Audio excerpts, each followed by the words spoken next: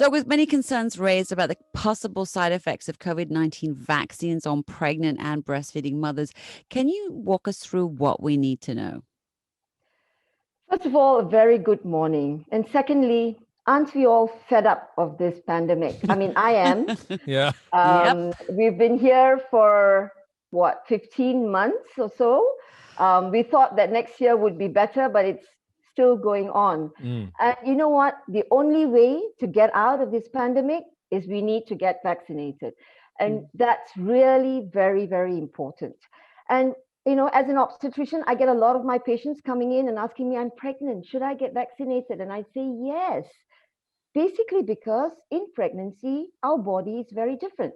First of all, to carry a baby, our immunity changes, it drops. And when our immunity drops, it's easy for us to get a common cold, a cough. And we know that in pregnancy, it takes a bit longer to clear. Mm. So that's why it's really important that a pregnant woman get vaccinated, because what we know from stats all over the world is that when someone in pregnancy gets COVID, especially in the latter half of the pregnancy, she can deteriorate much, much faster.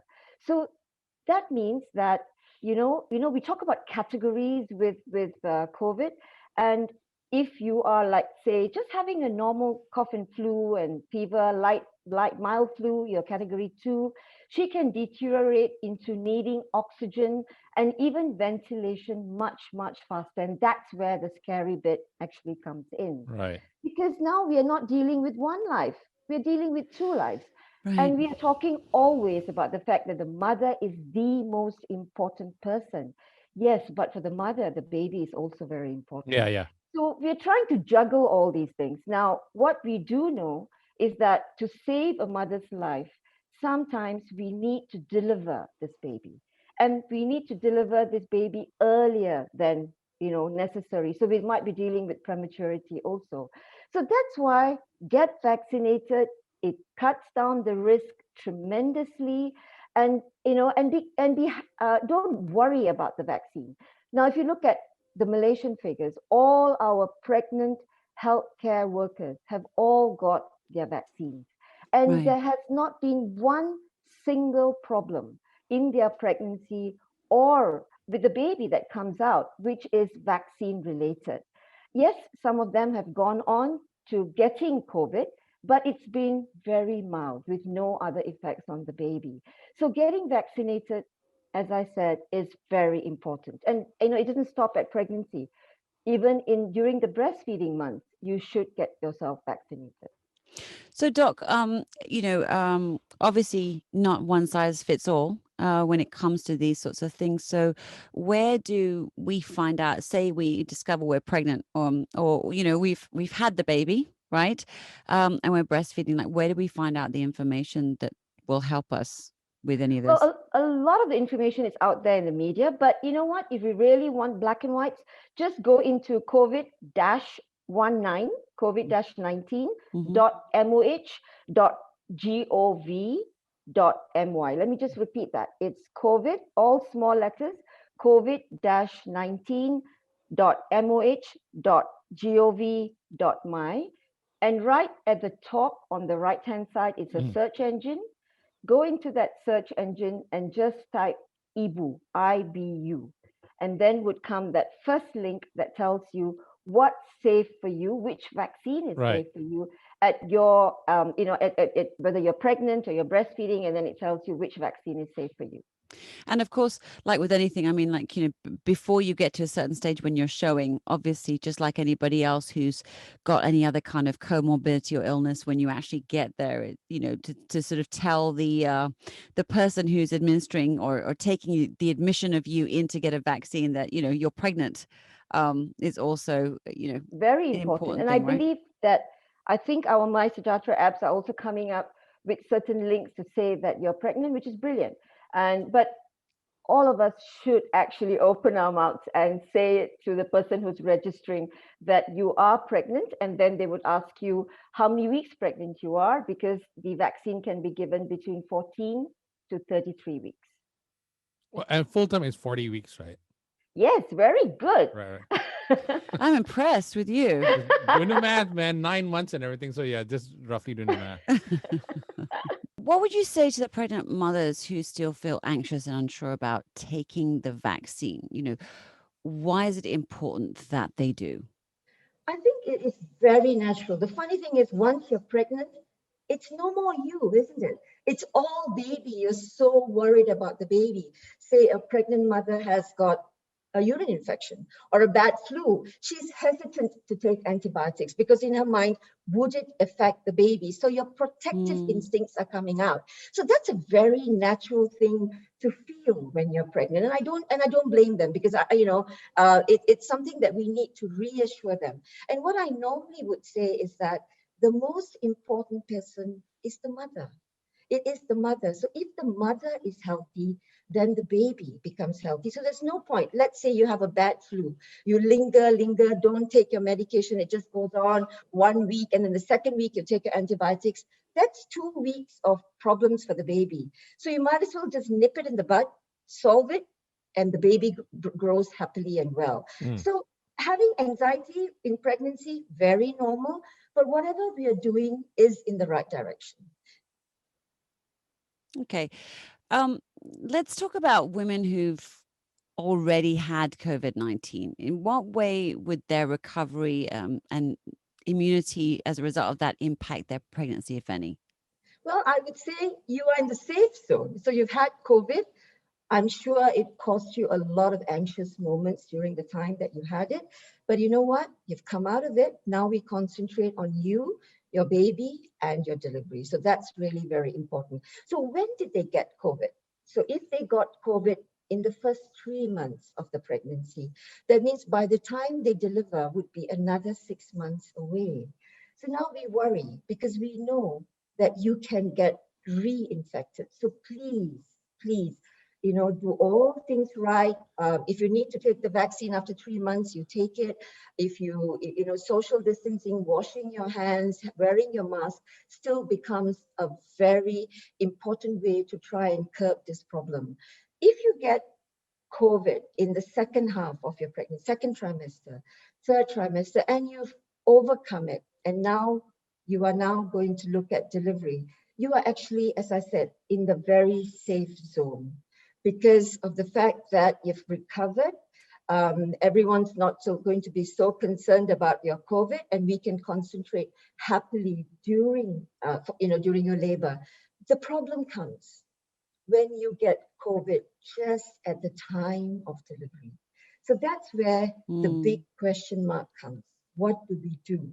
Let's say a woman is coming into labor, or she is just in that 2 weeks prior to labor, and she gets COVID. Now that changes that whole management system.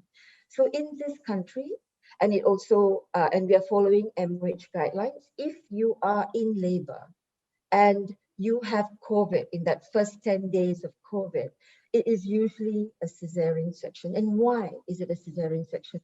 Because we need to protect our healthcare workers. So it mm, would be delivery, and then you're huffing and puffing. Would all that get to the healthcare workers? So in terms of all that, safety of mother, baby, our healthcare workers, a C-section is usually recommended. Now, that it doesn't end there. Now, what happens after that? Can you nurse your baby? And again, this depends because until quite early part of this year, the guidelines from MOH was the fact that separation of mother and baby and no breastfeeding during that time. Things have changed a little bit, but things have not changed for every hospital, especially private around the country, because it again all depends on that hospital and that hospital's capabilities, feasibilities of having a mother and baby who mother was COVID negative, nursing that baby in a special room. So it all depends on availability of staff. So it brings about a whole lot of questions and different managements, and most importantly, it brings about stress. Right. So I think, you know what, try not to get COVID at the Mm. end, if one can avoid it. And of course, one can avoid it by getting vaccinated. Right. I wanted to ask you, going back to what you were saying about sort of giving birth and having COVID at the time of giving birth and everything, we're told that the placenta keeps, whatever's going on with the baby separate from the mom. So is it possible to have a COVID positive mom and then the baby's COVID negative, which is why you then don't want the baby to be breastfeeding? And then my second part to Pick that it up, question, I right? guess, would be like, can it be transferred through breast milk Yeah. or is it just So breathing? that's very interesting. And around the world, the data shows, and it's really interesting that in fact, more than 90% of COVID positive mothers, when they deliver their babies, the babies are negative. Oh, good. And that's the Brilliant. wonder of the whole thing. We don't want the baby to be positive. There have been few cases, but it's really very few cases that have been positive. So because the baby is negative, so that's what we worry about. So we talk to the mother about, if she's 6 feet around the baby, it's mask, sanitation, all these little things. She's not even allowed to kiss the baby, which is really sad. That bonding doesn't actually start at that point.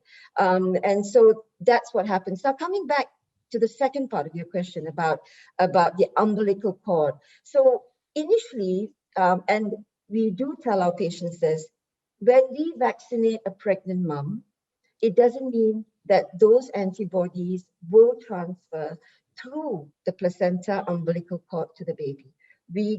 It does not. But recent studies, interestingly, very, very recent studies have actually shown that there have been cases where babies born to COVID positive mothers, and when they checked the umbilical cord, they actually found that there were antibodies.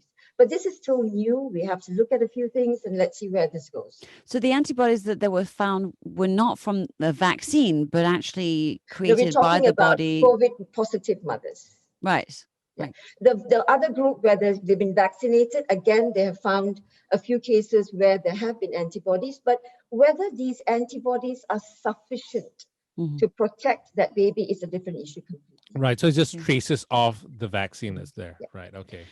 Have you had any moms who've had COVID twice? No, Just I out of hope not. curiosity? And I really hope not. Yes. Okay. We keep our fingers Let's crossed. cross our fingers on that one. Yeah. Well, let's just move on then. Okay. I suppose, a few people I know who were pregnant, who now have their babies, were actually messaged me, knowing that I was going to be speaking to you, and were interested about sort of some people have side effects in terms of having the jab. And when I say side effects, I mean, just a normal body response to sort of fevers and stuff like this. What's been your experience of pregnant women with that, having those kinds of things sort of 33 weeks and onwards in terms of. Well, it's so normal to have a side effects. I mean, let's not look at pregnancy. Let's not look at the COVID vaccine. Let's look at just normal vaccines. You get a tetanus shot. It's painful. Your arm's painful the next morning. Let's say you get a flu shot. You know that you can have a little bit of lingering flu symptoms for the next few days, but that's normal. So these things where you get this kind of flu-like symptoms, a bit of fever, you feel unwell, body aches are natural reactions to the vaccine, whether you're pregnant or not, or whether it's COVID vaccine or not. And this is not a bad thing. Actually, this can be a good thing. That means your body is actually producing antibodies. Yeah, exactly. Right. So Your body's think actually about it fighting. in a positive way. Yeah. Yeah, no. About bad things with the vaccine, it would be something that you can't breathe. You're all swollen up. You have to get admitted, and we have to give you a lot of drugs for it, because that becomes what we call an anaphylactic shock. So that we don't want, but that is so rare, and so we don't think about that. Okay. And, just to sort of clarify what you were saying earlier about the second dose can be given whilst breastfeeding is already happening. So it's completely safe to be vaccinated and have your second dose when you're breastfeeding your baby. Absolutely. In fact, that's when you should be vaccinated. And I think all women who are breastfeeding should consider vaccination, because you see, now when you're pregnant, as I said just now, you are very protective about your baby. So you try and do everything right. You deliver the baby is well, you go home. Guess what happens? Guess what happens at home with all your visitors? Everyone comes in. That's true. Everyone's happy with the baby. They want to carry the baby. They kiss the baby. Now that's what the problem is. Because most of our babies who are now COVID positive in this country, got their infection after going home. Mm. So Oh my goodness. Right. yes, That's so important to note that yeah, after going home. So everybody stop kissing the baby. yeah. And at home, generally, we don't tend to wear the mask. Mm, And your baby is, it has not built up the immunity yet. Yeah. right. So, you need to protect your baby. So I'm not only talking about vaccinating the breastfeeding mom. I'm talking about, don't have visitors. It's Mm, okay. You have FaceTime. You can show everyone the baby, but please be careful and protect your baby even when the baby is at home. And for the partners, for the spouses, when you come back home after work, have a shower, wash your hands, practice sanitizing your hands, and be careful, because this is a precious being that has just come out, hasn't developed its antibodies yet. So be mm. very careful about the babies. Be responsible. Right. Yeah. If a pregnant mom contracts COVID-19, what are the risks for the mom and her baby? So actually, the risk of for the baby is dependent on how the mom handles this COVID-19 Mm, infection. So what we do know, as I said earlier, was the fact that in pregnancy, our immunity is already down. And when you have an expanding uterus, and especially as you go into second, third trimester, you know, anyone who's been pregnant can tell you, you're already breathing hard, because you know what, the baby's there, it's pushing up your diaphragm, your lungs don't expand, and you're already breathless in many instances. So now let's say you have a COVID-19 infection Mm. and you mm. want to breathe to get rid of that infection, you want to breathe properly, you can't. It's bad enough That's just why having a normal cold, right? yeah, it's much worse than that, because Mm, so that's why we know that moms who get COVID-19, especially in the second half of the pregnancy, they tend to deteriorate much, much faster. They are at risk of ICU admissions. They are at risk of ventilation. Mm. And let's say you don't even go down that route, and that you just have we talk about categories, and let's say it's you have a pneumonia, but you don't have to go into the ICU or get ventilated. It takes time to clear that infection. And even though you are now considered free and you've finished your 10 days or 2 weeks, the effects still linger. Mm. You're tired, because you ask anyone who's had a COVID-19 infection, it's just not back to normal in 10 or 14 days. They still have some sequelae to the disease, Months after muscle that, aches, sometimes, right? tiredness. mm. Yeah. And so if you're pregnant, it's even worse. So, Mm. the best thing is try not to get COVID during pregnancy. Look after yourself. Is there any correlation to the trimesters or and the different levels and stages of COVID itself in terms of the impact it has on the mom and the escalation? Could you just walk us through that a little bit more, sort of simply, so I can wrap my head around it? Yeah, so we have the 5 categories that we often talk about with COVID.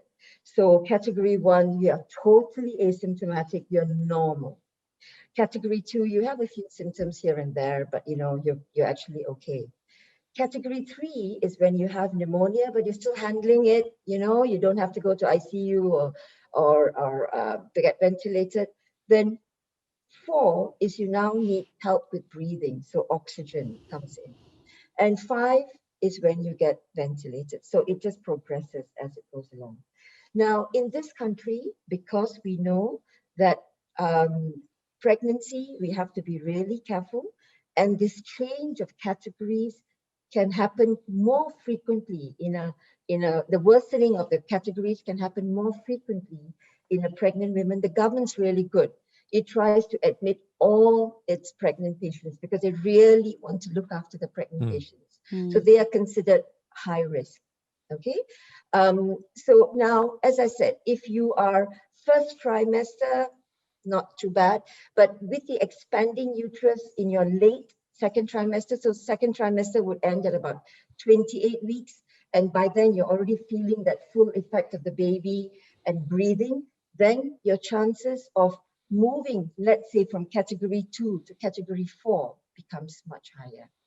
And not only that, then it would be ICU admissions. And for some reason, as you get on in pregnancy, and especially the key is around 34 weeks, at about in the third trimester, your chance of being ventilated has been shown to be really high.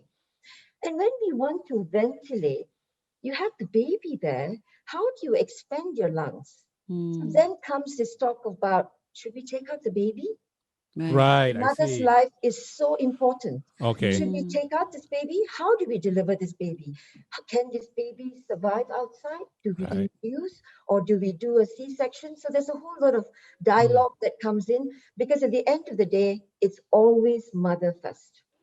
And then, of course, if the baby comes out early, there's always, does it need NICU? Do we need to Yes, have that in an absolutely. oxygen box? And Right. then you've got two Okay. critically ill beings that a family then has to be thinking And about, right? please understand, the family is not there.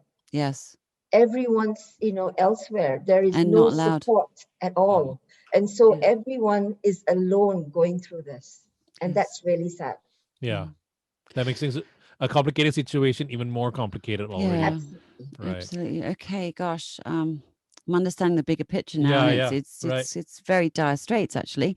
Yes.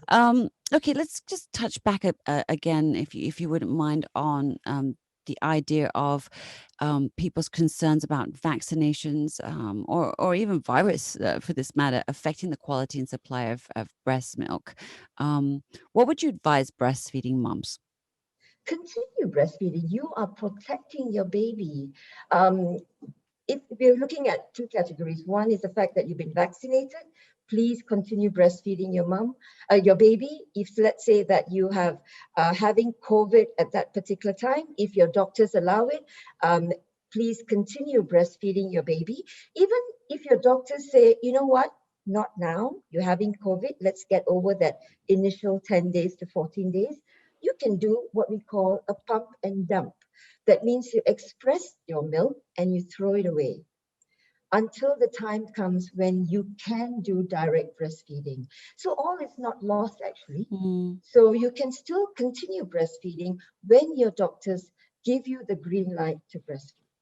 So Okay. that's what we've been doing with some of our patients. Okay. For those who are planning their family, what are the implications or things to take notice of about getting pregnant after having had the vaccine, be it Pfizer or any other? Fantastic. You're protecting yourself. And anyone who's planning a pregnancy, we would never know when you're going to get pregnant. So let's say I start off this second half of this year and I say, you know what, I want to get pregnant now. But it doesn't mean it's going to happen that particular month. We usually give you 6 months, 9 months to get pregnant. And hey, you can get vaccinated during that time.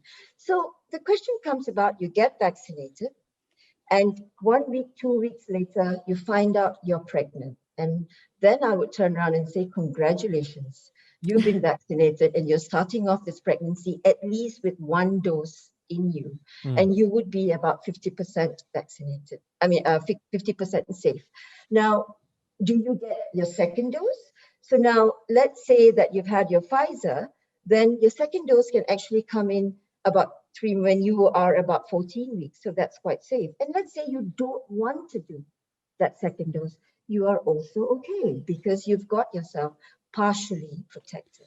So it's actually very fine. So no worries. Go ahead and get pregnant and plan your vaccination at the same time. Actually, get pregnant and get vaccinated. Okay, just yeah. But what if it wasn't Pfizer though? Because you've said that others haven't been sort of cleared. Are there any things to sort of keep an eye out for? Because it's quite often I didn't know I was pregnant. I didn't know I was pregnant. Yeah, Like, how again, many times do you hear that, right? a couple of calls after AZ, and I said, congratulations. You know what? We won't give you the second one, but at least you're partially protected. So it's okay. Yeah, but you see, vaccination is just one aspect of the whole thing. We still need to look after ourselves, right? Because you can still get COVID after being vaccinated. So, the whole thing about, washing your hands, keeping yourself clean, wearing a mask, social distancing still apply whether you're vaccinated or not. So that would still have to continue. Right. And if you could give one strong parting piece of advice to pregnant moms who are still afraid to get the vaccine, what would you say? Well, I would say if you want a safe baby, you need a safe mom. Get yourself vaccinated.